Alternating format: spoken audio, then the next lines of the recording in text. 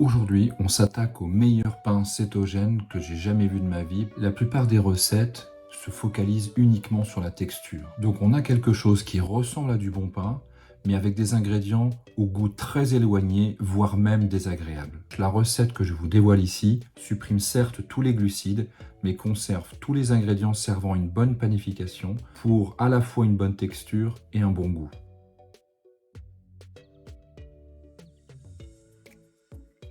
Pour commencer, la fibre d'avoine, ce n'est pas de la farine d'avoine, ce n'est pas des flocons d'avoine et ce n'est pas du son d'avoine. Elle remplace avantageusement le psyllium pour son pouvoir texturant et son apport 100% fibre et surtout son goût neutre. Par contre, pas la peine de la chercher dans vos rayons en France.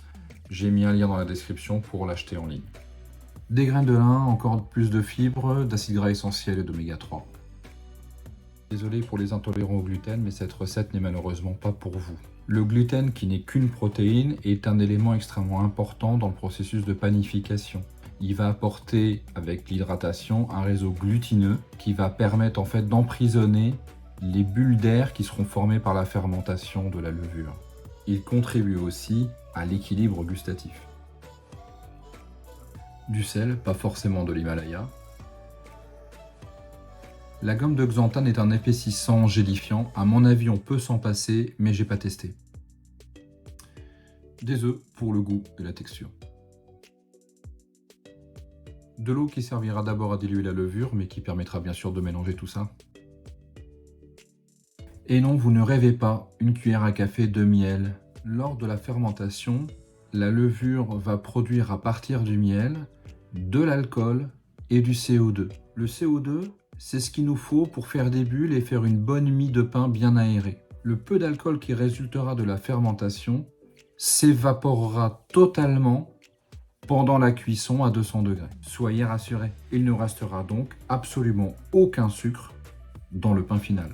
Et donc au lieu d'utiliser la levure chimique qu'on voit souvent dans les recettes, qui donne justement un arrière-goût chimique, on utilise la vraie levure de boulanger, et enfin un peu de beurre, pour le goût bien sûr.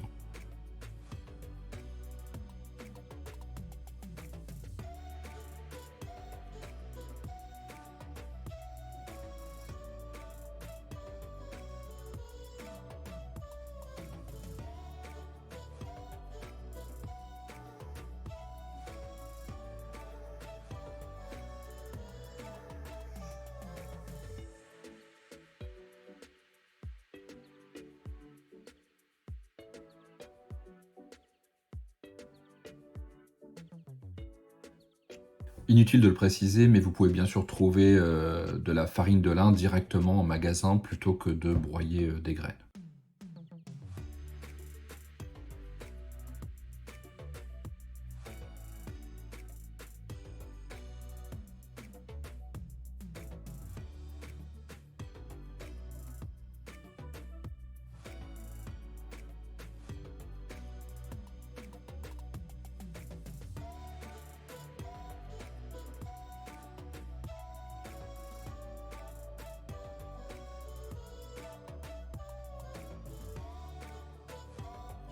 J'en profite ici pour dire qu'il ne faut jamais mettre en contact direct le sel et la levure au risque de désactiver et de tuer celle-ci. D'où l'intérêt de bien mélanger le sel parmi tous les ingrédients secs d'un côté et de bien diluer la levure dans l'eau de l'autre avant de les mettre ensemble.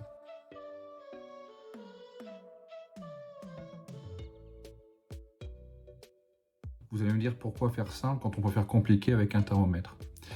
En fait, c'est important de ne pas dépasser la zone 40-45 degrés. Pourquoi? Parce qu'au-dessus de 45, et en l'occurrence ici comme on le voit 50, eh ben, on tue la levure tout simplement. Et en dessous, du coup le mélange n'est pas assez chaud ou tiède pour activer rapidement la levure.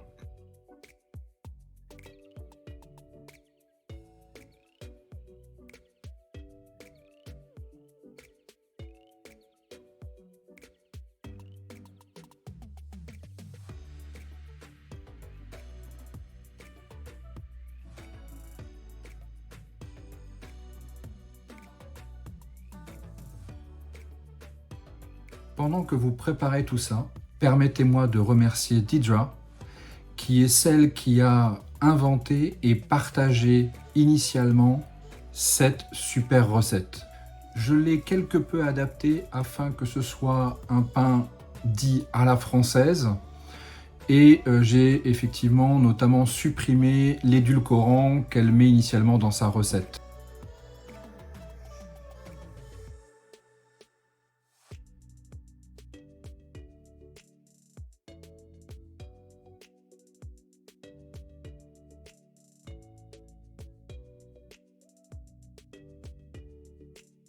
À ma connaissance, il n'existait pas encore de version en français, c'est désormais chose faite, mais tout le mérite revient à Deidra, donc merci encore à elle. Je vous ai mis le lien vers sa chaîne vidéo Deidra's Kitchen en description.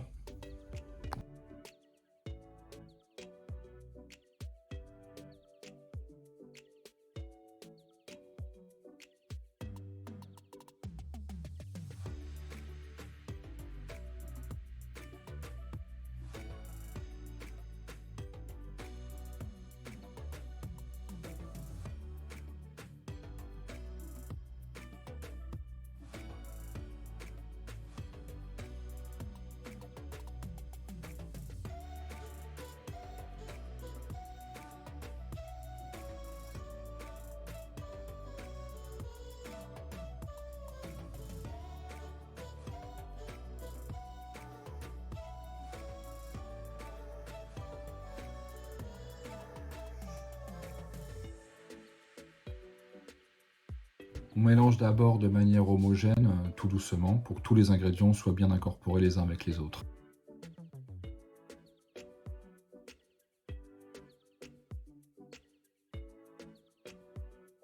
Puis on peut passer au pétrissage. Alors si vous le faites manuellement, je vous conseille de regarder le lien de la vidéo de Eric Kaiser que j'ai mis en description qui explique très bien comment procéder.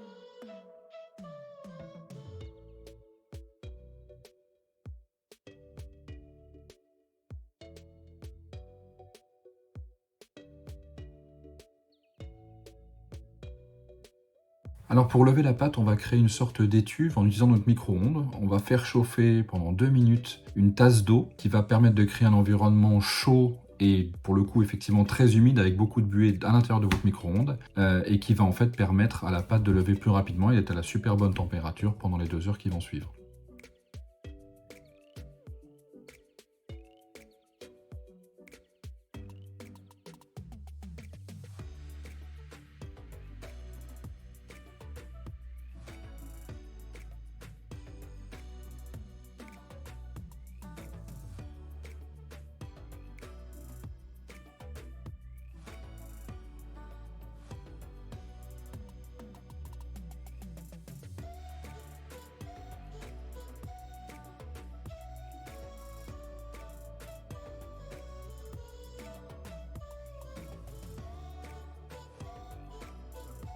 Ok, j'avoue, j'ai pas le geste d'Eric Kaiser pour faire le marque du boulanger, c'est quand même beaucoup plus laborieux, mais à ma décharge, j'ai pas non plus le super méga couteau pour m'aider.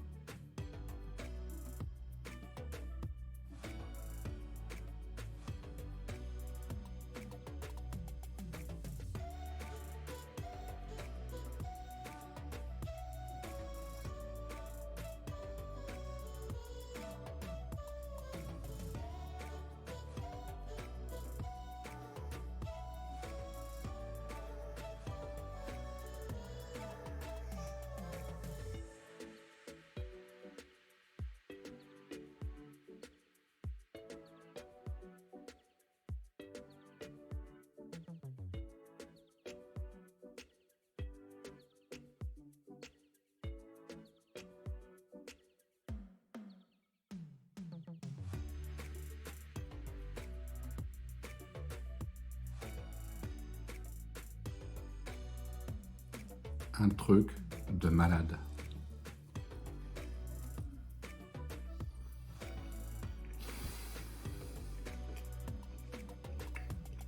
Zéro sucre, c'est un truc de malade mental. Du pain moelleux à souhait,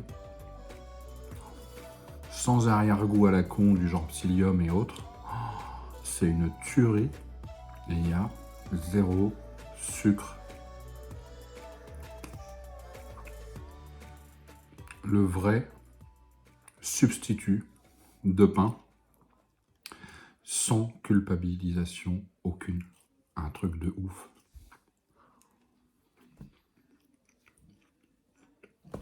Ciao, bye. Dites-moi des nouvelles.